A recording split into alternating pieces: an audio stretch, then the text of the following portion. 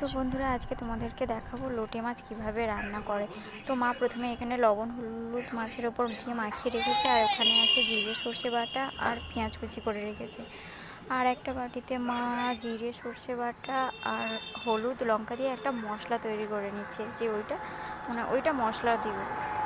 তো মাছটা আমি দেখাচ্ছি, তো খুব দারুণ একটা কালার চলে এসছে। তো মা কড়াইতে প্রথমে গরম করে নিয়েছে, নেওয়ার পরে 5 ফোড়ন দিয়ে দিয়েছে কড়াইতে।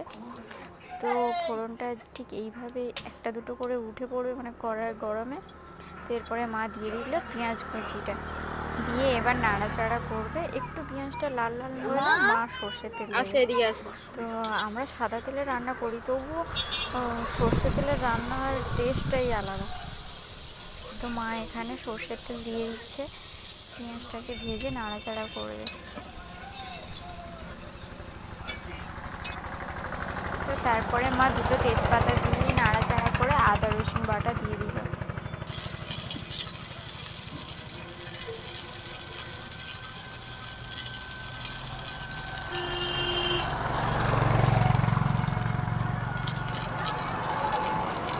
এরপরে মা আরেকটু তেল দিয়ে একটু নাড়াচাড়া করার পরে মা ওই মশলাটা রেডি করে রেখেছিল, ওইটা পুরোটা দিয়ে দিল। দিয়ে এবার মা ভালো করে ওইটা মশলাটা নাড়াচাড়া করে নেবে।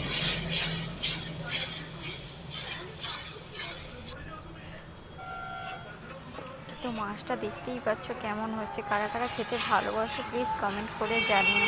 আর মাছটা দেখে তো আমি ভিডিও কি করব, দেখেই তো আমার জিভে জল চলে এসেছে। রান্নাটা হয়ে যেতে আমি তাড়াতাড়ি দুটো ভাত বেড়ে নিয়ে এসে খেয়ে নিয়েছি।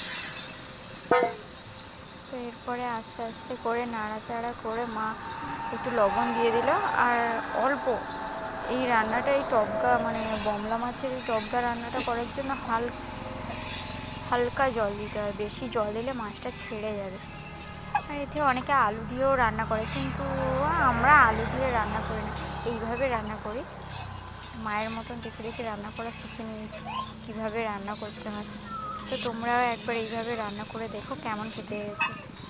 তো দেখো, একটাও মাছ কড়াই লেগে যাচ্ছে না।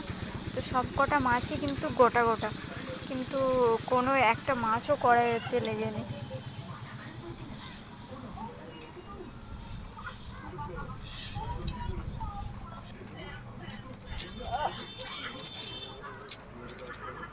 তো মা এর ওপরে দিয়ে দিল আর কি ধনে গুঁড়ো।